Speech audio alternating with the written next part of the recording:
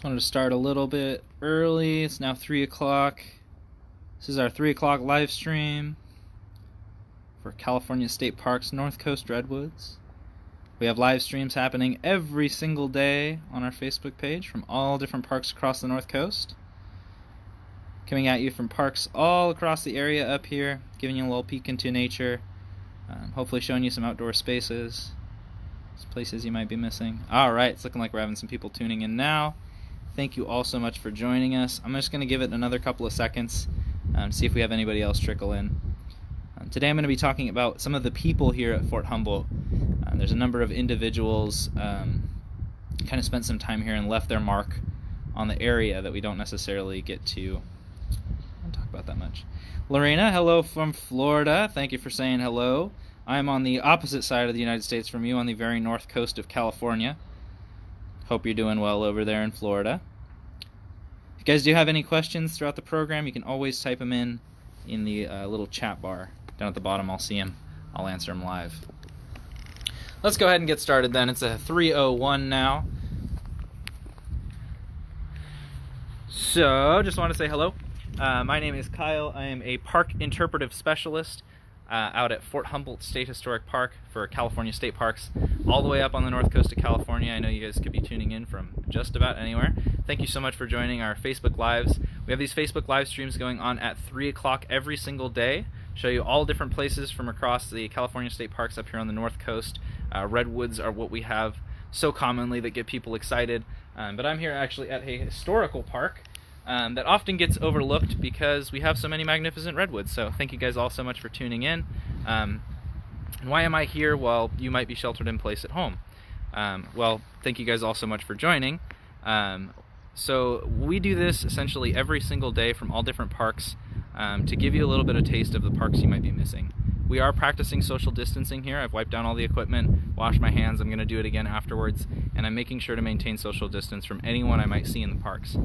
Many of our parks have hard closures, meaning they're entirely closed, and many have soft closures, meaning that you can still go in on foot, access the trails and things like that. It is really important that if you need some time out in nature, that you're able to get that. So for people who might not be able to get out in nature or might be missing some parks that are further away, we want to do these live streams to give you a little peek into what you might be missing, and to give you maybe some new places to be excited to come visit when you are able to go back into our parks. So again, thank you guys all so much for joining. Today I'm going to talk a little bit about Fort Humboldt people. So there's a number of individuals who spent some time at Fort Humboldt either as soldiers or people in the area, and I'm going to take a minute to kind of highlight a number of people that we had serving here or living at Fort Humboldt for an assortment of reasons. So we're going to get started with one of our really big names. And again, if you have any questions or any comments while we're talking, go ahead and type them into the chat. I can see them live. There is a couple second delay, so it might take me just a minute, but I'm really happy to answer your questions and kind of have a little bit of a dialogue here as well. So let's talk about one of the very first people, one of our big names. This individual served at Fort Humboldt for about 4 months. He was in some of the first group of soldiers getting up here. And just a little bit of background on Fort Humboldt. This place was established to mitigate conflict between the indigenous people in the area and settlers coming in. So right as people started arriving here looking for gold, it was around the 1850s, people started showing up, pushing the native people off their land as they had done for 200 years to the rest of the United States. As people kind of had conflict over territory, land, and resources, native people and the settlers would often end up fighting. And so in 1853, they sent soldiers up to the north coast of California to kind of mitigate this conflict. And their answer was to establish this fort as kind of a place for anyone seeking refuge. They could come to Fort Humboldt and get some help. So one of the first individuals who came up on this first steamer went on to become President of the United States. He was here for only about 4 short months, but his time here is a large reason that the place was preserved. And we've got it right here. It's a pretty infamous picture of him. Barbara, I see that you are looking forward to things opening up and visiting north. There is tons to visit up here, and I very much hope that when you come visit, you'll have some time to come through Fort Humboldt. During our normal operations, we have tours here every Saturday at 11 a.m. So if you happen to be coming through on a Saturday at 11 a.m., it's a great time to come and join the program. we'll talk a lot. So, Ulysses S. Grant came up 1853 with that first steamer. When he arrived at Fort Humboldt, he was about 31 years old, and he had been away from his family for years. He had just gotten out of the Mexican-American War. He was a fresh veteran, and he hadn't seen his family since before that conflict. So he had been away for years. He had a child who had just been born who he hadn't even met, and he was incredibly lonely in his time up here. He writes a lot about the beauty, and even mentions in a couple that he hopes that he can come and settle back up on the North Coast, that he could move up here after this conflict was over. But he felt the place was so very isolated. He felt alone. He felt lonely. In one of his letters, he writes home, "You do not know how forsaken I feel," to his wife. And he felt very highly of kind of his reception in his wife's eyes. So again, he served here for only about 4 short months, and the reason for that is that drinking was kind of a pervasive attitude at Fort Humboldt. That boredom was something that everyone kind of struggled with. So a lot of the things, one of the things at least that they did to kind of help pass the time was drinking. They were provided commissary whiskey of the vilest kind, one quote explains, and Grant has a little bit of a reputation for being a drinker. And from what we've heard at Fort Humboldt is that it wasn't necessarily that he drank more frequently than the other soldiers who drank all the time. It was that once he got started drinking, he couldn't stop. So once he started drinking, he would keep going until he made himself sick. There is one story of him passing out about halfway between here and Eureka, quite a few miles away, kind of out in the middle of a field, his mule grazing nearby to wait for him to wake up in the morning and give him a ride back to camp. One of the things he liked doing here was taking rides on public horses, which they had at the time. So maybe instead of taking a taxi ride, you'd hop on a public horse and take a ride. But his drinking was essentially what made him leave here. It was one morning, it was payday, and there was frequently delays in pay here where they wouldn't get paid for a long period of time. So when payday arrived, you were usually pretty excited to get your paycheck. And Grant was no exception. Unfortunately, he was still a little bit drunk from the night before. So when he went to get his paycheck, Colonel Buchanan, who knew Grant, was presiding, and he said, "Grant, you now have 2 options because you came to me drunk. You can either resign from the military in this handy resignation letter that I have drafted for you, or you can resign from the military, or you can be court-martialed, and I will tell everyone of your drunken escapades up here on the North Coast, and your wife especially will hear about it, and you will be disgraced and shamed, and no one will like you anymore." So Grant took the deal to go ahead and resign from the military with the pre-drafted letter of resignation, and he went on home from Fort Humboldt saying, "If you hear of me in a few years, you'll hear of a well-to-do Missouri farmer." Now, if you know anything about Grant, that was not his legacy. That was not his reputation. After resigning from the military, he went home. He tried his hand at farming, but did terribly, and got involved in the Civil War shortly after, and that's kind of where he got his reputation as a general. That kind of won him the presidency later on.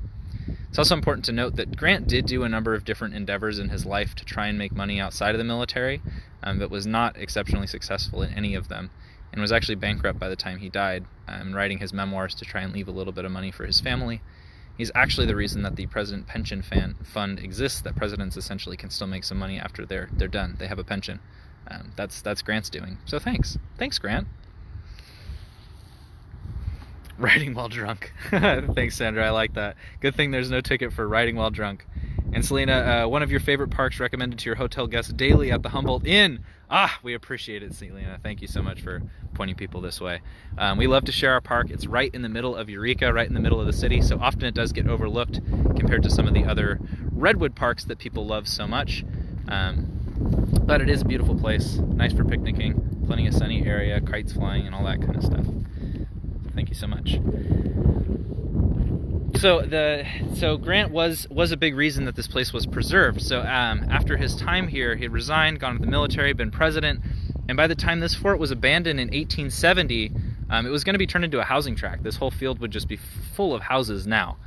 But he noticed that land developer, his name was Cooper, he noticed people coming to this area kind of looking for artifacts from Grant's time here. They would come to this hospital building, the only building still standing here at Fort Humboldt. They'd rip shingles off the roof and turn them into postcards, banisters, any little piece that they could get, send it off to their family and say, "Grant was here, Grant touched this, Grant slept underneath this piece of roof." This kind of Grant mania set in. So Cooper recognized that there was some historical significance to this place because people were so obsessed with Grant. He started his project in these first couple of buildings over here. These are the model homes for his kind of housing tract, but he did never finish his project, and it was donated to the state parks. Didn't become a state park, a historical state park, until almost 100 years after it was abandoned. And a large portion of that, again, is thanks to Grant, because of his reputation and people knowing that he had a short time here. That's a large portion, part of the reason that this place was preserved. So, thanks, Grant. We're happy to be here. The next person I want to talk about was the people that lived in this house right here. I'll back up so we can get a little bit better of a view. Now, this is a reconstructed house. I'm sorry, Lorena. I have a gimbal that died. It's a stabilizer, so I'm going to try and hold the camera as steady as possible. Sorry for spinning you around a little bit there. So, a question: why is there a ladder on the roof? So yes, you can see that there's a ladder on the roof going up to the chimney. If you had a guess as to why there might be a ladder on the roof of an old building with a chimney, I'll give you a couple seconds to think about it. You can throw it in the chat if you think you might know. But it is a question we commonly get. Why is there a ladder on the roof? Keep in mind too that it rains a whole lot up here on the north coast. You can see quite a bit of moss growing on that roof. So why might there be a ladder to get up to a chimney? Oh, Lorena, you just see treetops. Thank you for the feedback. I appreciate that. Pointing it at a building right now, so hopefully you're not just seeing treetops.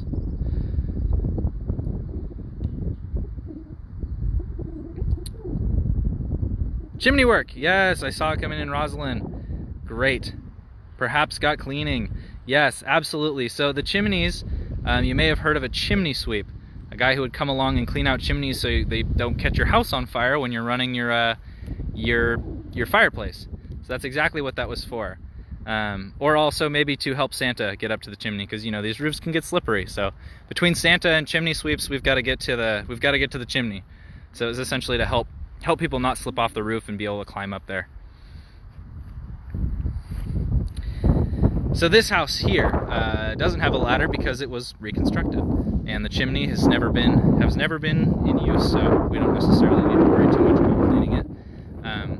But this house here is a reconstructed surgeon's quarters, and the surgeon that lived here, his name was Josiah Simpson. But the people I really want to talk about are some of the other people living in the house that had kind of a common what life would have normally been like for so many people living up here on the north coast. So his wife, Harriet Simpson, helped essentially to recreate this house. She was not the only woman living at the fort, but she considered herself the only lady. So she was kind of this only member of prestigious high society living here. She considered herself kind of this prestigious member of high society, her husband being a surgeon.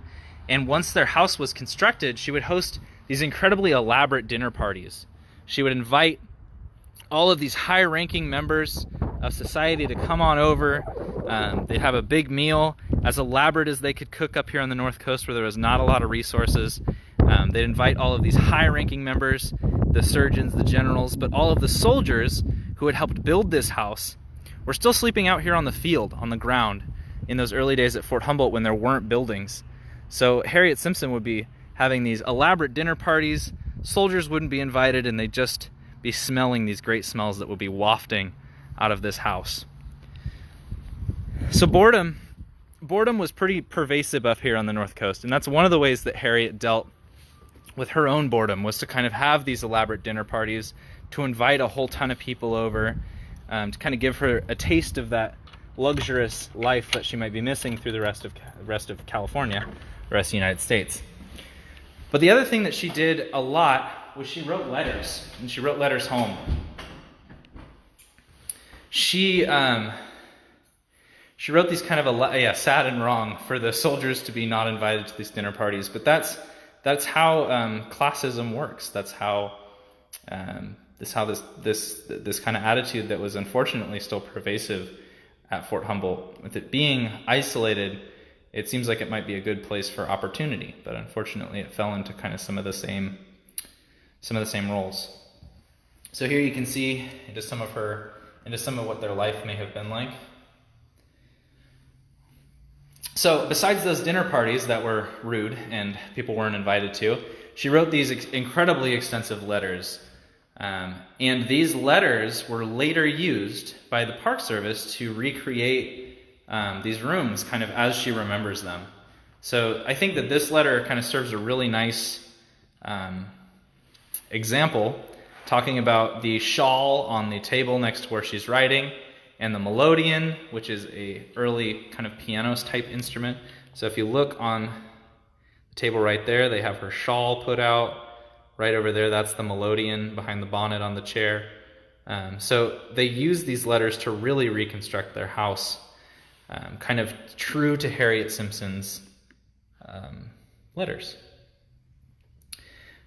Almost everything in these rooms is recreated, so we didn't use a whole lot of artifacts. They're props made to look like it. So that question, are the curtains original or recreated? They are most likely recreated. Almost everything in these rooms, again, is not original. I will say that they are, in many cases, from the era. That crib is from the correct era, but it's not a crib that was used here at Fort Humboldt. So they tried to get as many artifacts as they could that were close to the era, but almost nothing in this building was used at Fort Humboldt, and then very few things are actually from that era. Most are made to look like it. Just take you quick through. We have that building, and then we also had Josiah Simpson's in-home office here, where he could bring patients back and work from home. That was the surgeon. His wife was Harriet Simpson, and then they had some more bedrooms upstairs, but they're not furnished, so there's not gonna take you up there because there's not much going on. The other room that they had here was their kitchen, and I'm gonna actually take us outside and around to get into the kitchen, because as you may notice, there is no door into the kitchen here. So we're going to head back out and around. So besides Harriet Simpson living here, I do love the desk, Sandra. It's pretty spectacular. Thank you for noticing. We have a number of kind of wonderfully old things, even if they're not all period appropriate. These desks and things like that are still absolutely beautiful. Thanks for noticing. So the other person that lived in this house besides Harriet, her husband, and their kids was their servant. So when they came to this area, they had a servant who was already living with them. Her name was Bridget, and she was a maid from Ireland. They have kind of a recreated picture of her here, but that's more modern photo. And she did all of the kinds of things that you would expect a domestic servant to do. She cooked and cleaned for them. She did their laundry. She kind of helped raise the children. She was their maid, and for these people who kind of considered themselves people of high society, she was the one still providing all of those essential services that make you feel like such a special person. So she would take care of the meals, those elaborate dinner parties that Harriet would host. All that food was cooked by Bridget, and Bridget and her child did not live in the rest of the house. They lived on this little add-on on the side that is the kitchen. So here I'm going to walk out a little bit further so you can see how this building on the side is kind of an add-on. It was kind of put here after the fact. Well, let's head in really quick. And I'm going to talk about this last person, Bridget, living here, and I think we're going to wrap up for the day. If you guys have any questions about anything I've been talking about so far, I'm loving the comments. I'm loving what you've noticed. Thanks so much for sharing so far. So this essentially was Bridget's house. Even though she did so much for this family, she didn't have her own bedroom inside. She lived in this kitchen on the side. So her and her child both lived out of the kitchen, because that's where so many of their services came from. This is where they worked out of, and this is where they lived. So again, you can see there's no door going back into the main room. This over here is a storage closet, which hopefully we don't have anything in there that you shouldn't see. Nope. So that doesn't go back into the building, and they didn't have any house that went out into the building, or any they didn't have any doors that went back into the building. And why is there no door to the kitchen? Well, if you have a servant who cooks all of your meals for you and takes care of all of the cleaning and pretty much all of the kitchen duties, they didn't need to come in here much. They had this small window. This window was here. This isn't here just so you can see into the kitchen from the main house. This window is here essentially to help pass food back and forth.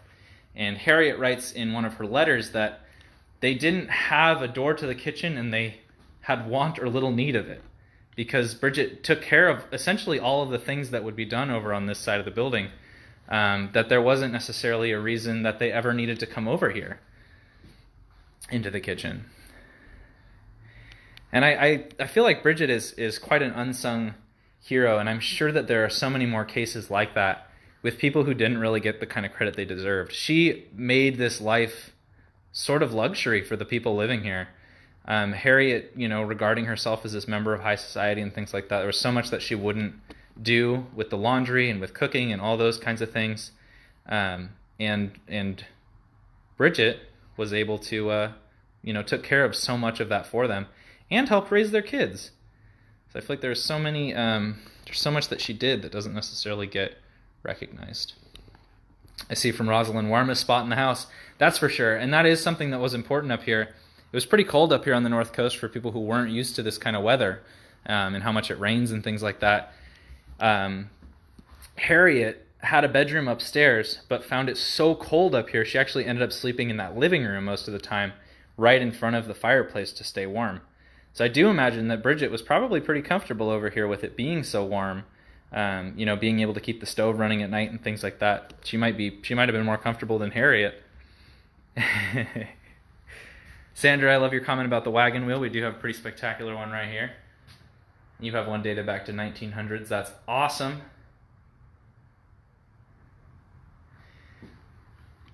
And yes, Rose, I really appreciate your comment that while Bridget was kind of an unsung hero here, about 150 years ago, there are so many unsung heroes right now out in the world. People, who are driving, people who are keeping the grocery stores running, people who are keeping our parks clean of trash and things like that. All of the people in the medical industry who are working harder than ever right now to kind of help out with this pandemic. So really just want to take a moment to thank all of those people who are still working and providing those essential services for us to kind of keep society moving. We really appreciate that. You are the unsung heroes of today, and we should be singing your song. And with that, I think I'm going to wrap up here. But I want to thank you guys all so much for joining today. Thanks for tuning in. If you like these live streams, we do have so many more available on our YouTube page. If you search for North Coast Redwoods or California State Parks North Coast Redwoods District on YouTube, you'll find our YouTube page. We have all of our past streams there. You can find them on Facebook, but it's a little bit more tricky. And then we do have these going on at 3 o'clock every single day. So if you want to hear from somebody else in a different park, tune in tomorrow. Maiya is going to be talking about the Yurok culture. So I talked a little bit about the indigenous people who are from this area, and that's a large reason that Fort Humboldt was established. But if you want to hear more about their culture, their lifeways, and things like that, tune in tomorrow. Maiya will be talking all about it.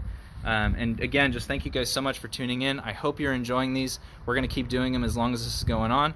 I'm gonna take a little walk back, leave this running for another couple of seconds in case we have any more questions and things like that. But I also can come back around after we finish the stream and fill in those comments. Thank you again, you guys all so much for joining. I appreciate you for tuning in now, for tuning in whenever. If you guys have been joining us for all of these live streams, you're absolutely incredible. We're doing these all the time. If you like hearing from me, I'm here every Wednesday and Saturday. We have different interpreters.